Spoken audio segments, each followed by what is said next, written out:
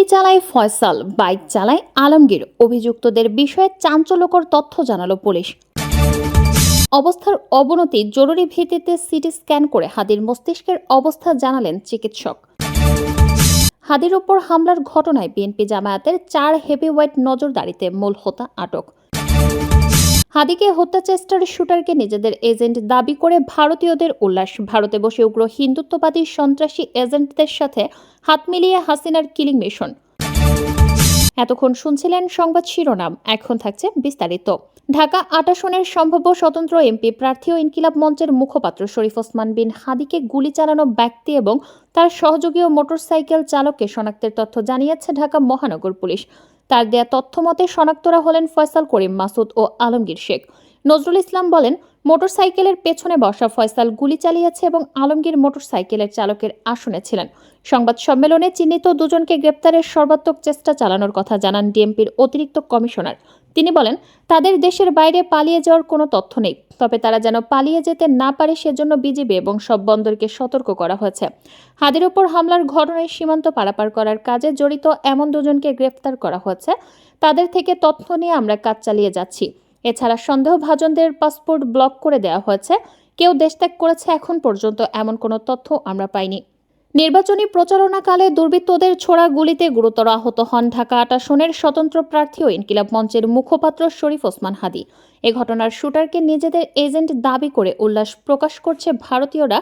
গত 3 দিন ধরে দ্য ডিসেন্ট এক্সে অনুসন্ধানে ভারত থেকে পরিচালিত বেশ কিছু অ্যাকাউন্ট শনাক্ত করেছে, যারা হাদির হত্যা চেষ্টার পর উল্লাস করেছে এবং এই আক্রমণকারীদের ভারতীয় স্বার্থ রক্ষাকারী এজেন্ট হিসেবে আখ্যায়িত করে ধন্যবাদ জানিয়েছে। এছাড়াও হাদির একটি ফেসবুক পোস্টকে ভুলভাবে ব্যাখ্যা করে হত্যাকে সমর্থন ও প্রয়োজনীয় আখ্যা দিয়েছে তারা। ভারতীয় সাবেক সেনা কর্মকর্তা এবং ভারতীয় campaign group Youth for Nation TN chapter এর সাধারণ সম্পাদক মেজর মাধাম কুমার এক্স পোস্টে দাবি করেছেন, ওসমান হাদি ভারতের উত্তর পূর্ব অঞ্চল দখল করে গ্রেটার বাংলাদেশ গড়ে তুলতে চেয়েছিলেন এবং ঢাকায় অজ্ঞাতনামাদের দ্বারা গুলিবিদ্ধ হয়েছেন। মেজর মাধান কুমারের সাম্প্রতিক এক্সপোস্টগুলো বিশ্লেষণ করে দেখা যায়, তিনি ভারতের ক্ষমতাসীন দল ভারতীয় জনতা পার্টি পক্ষে প্রচারণা চালাচ্ছেন। অনুসন্ধানে আরও দেখা যায়, শনিবার সকাল থেকে একযোগে কয়েক ডজন ভারতীয় এক্স অ্যাকাউন্ট থেকে ওসমান হাদি ভারতের উত্তর পূর্ব অঞ্চল দখল করতে চেয়েছিলেন এমন দাবি ছড়িয়ে দেওয়া হয়। ভারতীয় অ্যাকাউন্ট ভিকু মাহাত্রে এক এক্সপোস্টে একই দাবি করেন। এছাড়াও তিনি দাবি করেন ভারতীয়রা কিছু ধুরান্দার এর জন্য নিরাপদ আছে। পোস্টটির সঙ্গে তিনি একটি চলচ্চিত্রের দৃশ্য যুক্ত করেন, যেখানে ভারতীয় গোয়েন্দা সংস্থা রকে প্রশংসা করা হয়। ওসমান হাদির ওপর হামলার ঘটনাকে কেন্দ্র করে বহু পোস্টে হ্যাশট্যাগ ব্যবহার করে হামলাকারীদের ধন্যবাদ জানানো হয়েছে। উগ্র হিন্দুত্ববাদী অ্যাক্টিভিস্ট এবং বিজেপির ক্যাম্পেইনার ডক্টর রাজেশ পাটিল এক দীর্ঘ পোস্টে ওসমান হাদির তথাকথিত ভারত দখলের মন গড়া পরিকল্পনা বর্ণনা করে দাবি করেন, একজন ধুরান্দার হাদিকে তার ভারত বিরোধিতার জন্য হত্যা করার সিদ্ধান্ত নেয়। এছাড়াও তিনি দাবি করেন, যারা ভারত বিরোধিতা করবে হ্যাশট্যাগ ধুরান্দার তাদের দেখে নেবে এবং ভারত যেভাবে বাংলাদেশ তৈরি করছে সেভাবে চাইলে ধ্বংস করতেও পারে। ইন্ডিয়া স্ট্রাইকস নামে আরেক ভারতীয় দাবি করেছেন, ধুরান্দার বাংলাদেশের সক্রিয় এবং ওসমান হাদি যে ভারত দখল করতে চেয়েছিল সে কারণেই তাকে গুলি করা হয়েছে। ঢাকার অভিযোগ প্রত্যাখ্যান করে ভারতের বিবৃতি, ক্ষমতাচ্যুত প্রধানমন্ত্রী শেখ হাসিনা ভারতে অবস্থান করে বাংলাদেশের সন্ত্রাসী কর্মকাণ্ডে উস্কানির সুযোগ দেয়া এবং আগামী জাতীয় সংসদ নির্বাচন বানচালের প্রচেষ্টার অভিযোগে ঢাকায় নিযুক্ত ভারতীয় হাই কমিশনার প্রণয় ভার্মাকে তলব করে বাংলাদেশের পররাষ্ট্র মন্ত্রণালয়। এক সংবাদ বিজ্ঞপ্তিতে পররাষ্ট্র মন্ত্রণালয় জানিয়েছে, ভারতে অবস্থানরত শেখ হাসিনা তার সমর্থকদের সন্ত্রাসী কর্মকাণ্ডে জড়াতে আহ্বান জানিয়ে নিয়মিত উস্কানিমূলক বক্তব্য দিচ্ছেন, যা বাংলাদেশের আইনশৃঙ্খলা পরিস্থিতি ও গণতান্ত্রিক প্রক্রিয়ার জন্য গুরুতর হুমকি হিসেবে বিবেচিত হচ্ছে। এ সময় শেখ হাসিনা ও সাবেক স্বরাষ্ট্রমন্ত্রী আসাদুজ্জামান খান কামালকে আদালতের দেয়ার দণ্ডের মুখোমুখি করতে দ্রুত তাদের দেশে প্রত্যর্পণেরও আহ্বান জানায় বাংলাদেশ। বাংলাদেশি রাজনৈতিক নেতা শরীফ ওসমান হাদির উপর সংঘটিত হত্যা চেষ্টার ঘটনায় জড়িত সন্দেহভাজনরা যেন পালিয়ে ভারতে আশ্রয় না নিতে পারে সে বিষয়েও ভারতের সহযোগিতা চাওয়া হয়। এদিকে বাংলাদেশ সরকারের এসব অভিযোগ প্রত্যাখ্যান করে একটি বিবৃতি দিয়েছে ভারতের পররাষ্ট্র মন্ত্রণালয়।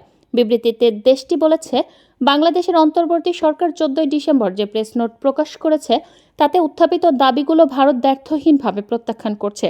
এতে আরও বলা হয়েছে, বাংলাদেশের শান্তিপূর্ণ পরিবেশে অবাধ, সুষ্ঠু, অন্তর্ভুক্তিমূলক ও গ্রহণযোগ্য নির্বাচন অনুষ্ঠিত হওয়ার পক্ষে ভারতের অবস্থান আমরা ধারাবাহিকভাবে পুনরায় ব্যক্ত করে আসছি। বাংলাদেশের জনগণের স্বার্থবিরোধী কোনো কার্যক্রমে ভারতের ভূখণ্ড কখনোই ব্যবহার করতে দেয়া হয়নি। হাদির মস্তিষ্কের অবস্থা জানতে পুনরায় একটি সিটি স্ক্যান করার পর এক ব্রিফিংয়ে ঢাকা মেডিকেল কলেজ হাসপাতালের নিউরোসার্জন ডক্টর মোহাম্মদ আব্দুল আহাদ জানান, অস্ত্রোপচারের মাধ্যমে গুলির অনেক অংশ সরিয়ে ফেলা হয়েছে, তবে স্প্লিন্টারের কিছু অংশ মস্তিষ্কে থেকে গেছে।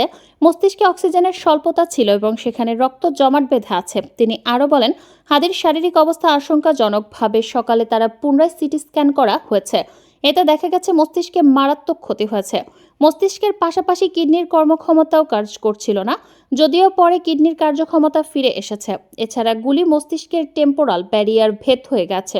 হাদিকে এক্সপার্ট হাতে গুলি করা হয়েছে জানিয়ে আব্দুল আহাদ বলেন, খুব কাছ থেকে তাকে গুলি করা হয়েছে। সবচেয়ে বেশি গুরুত্বপূর্ণ যে রক্তনালীগুলো রয়েছে সেগুলোর পাশ দিয়েই গুলি ভেদ করে গেছে। গুলির অনেকটাই সরিয়ে ফেলা গেছে, তবে অপারেশনের পরেও স্প্লিন্টারের কিছু অংশ মস্তিষ্কে থেকে গেছে। মস্তিষ্কে অক্সিজেনের স্বল্পতা ছিল এবং সেখানে রক্ত জমাট বেঁধে আছে।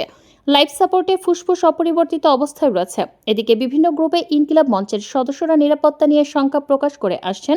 তাদের মুঠোফোন নম্বর, বাসার ঠিকানা সামাজিক যোগাযোগ মাধ্যমের বিভিন্ন গ্রুপে ঘুরে বেড়াচ্ছে। এ কারণে তাদের মধ্যেই অনিরাপত্তা কাজ করছে। 12 ফেব্রুয়ারির জাতীয় নির্বাচন এবং একই সঙ্গে জুলাই সনদ নিয়ে একটি গণভোটের দিকে এগিয়ে যাচ্ছে বাংলাদেশ। এই সনদের লক্ষ্য হল নির্বাহী ক্ষমতার ভারসাম্য পুনর্গঠন, প্রধানমন্ত্রীর ক্ষমতা সীমিত করা এবং স্বাধীন প্রতিষ্ঠানগুলোকে শক্তিশালী করা। কিন্তু এই গুরুত্বপূর্ণ রাজনৈতিক মুহূর্তেও দেশের সামগ্রিক রাজনৈতিক প্রেক্ষাপট গভীরভাবে অস্থির রয়ে গেছে। এখনও রাজনৈতিক অনেক বিষয় অনিষ্পন্ন অবস্থায়। ভারতের প্রভাবশালী দ্য স্টেটসম্যান আনইজি ভ্যাকুয়াম শীর্ষক এক সম্পাদকীয়তে একথা লিখেছে। এতে আরও বলা হচ্ছে, কেন্দ্রীয়ভাবে বর্তমানে বাংলাদেশ এক ধরনের অস্বাভাবিকতার মুখোমুখি। ঐতিহ্যবাহী রাজনৈতিক দলগুলো কর্তৃত্ব ও দিক নির্দেশনা প্রতিষ্ঠায় হিমশিম খাচ্ছে, আর ক্রমবর্ধমান মেরুকরণ পরিস্থিতিকে আরও জটিল করে তুলেছে। দীর্ঘদিন ধরে বিরোধী রাজনীতির প্রধান স্তম্ভ হিসেবে পরিচিত বাংলাদেশ জাতীয়তাবাদী দলের ভারপ্রাপ্ত চেয়ারম্যান প্রায় 2 দশক ধরে লন্ডনের স্বেচ্ছা নির্বাসনে। তার দেশে ফেরার ক্ষেত্রে আইনি ও নিরাপত্তাজনিত বাধাগুলো অনেকটাই দূর হয়েছে। উল্লেখ্য, আগামী 25শে ডিসেম্বর তিনি দেশে ফিরছেন বলে এরই মধ্যে বিএনপির পক্ষ থেকে জানানো হয়েছে। কিন্তু দেশের চলমান পরিস্থিতি ইসলামপন্থী দলগুলোর জন্য একটি উর্বর ক্ষেত্র তৈরি করেছে, বিশেষ করে জামায়াতে ইসলামীর জন্য। রাজনৈতিক দলগুলোর মধ্যে স্থবিরতাকে কাজে লাগিয়ে নিজেদের দৃঢ় প্রভাবশালী রাজনৈতিক শক্তি হিসেবে উপস্থাপন করার চেষ্টা করেছে তারা। এর মাধ্যমে তারা এমন এক বয়ান তৈরি করছে যা দেশের বহুত্ববাদী ও গণতান্ত্রিক চেতনার জন্য চ্যালেঞ্জ হয়ে দাঁড়াচ্ছে। একই সময়ে কয়েক দশক ধরে বাংলাদেশের রাজনীতিতে আধিপত্য বিস্তার করা আওয়ামী লীগও তীব্র বিশ্বাসযোগ্যতায় সংকটে পড়েছে। দলটির শীর্ষ নেতৃত্ব নির্বাসনে এবং জনগণের ক্ষোভ ও অসন্তোষের সঙ্গে যথাযথভাবে মোকাবেলা করতে না পারায় বর্তমান রাজনৈতিক প্রতিযোগিতায় দলটি প্রায় প্রান্তিক হয়ে পড়েছে।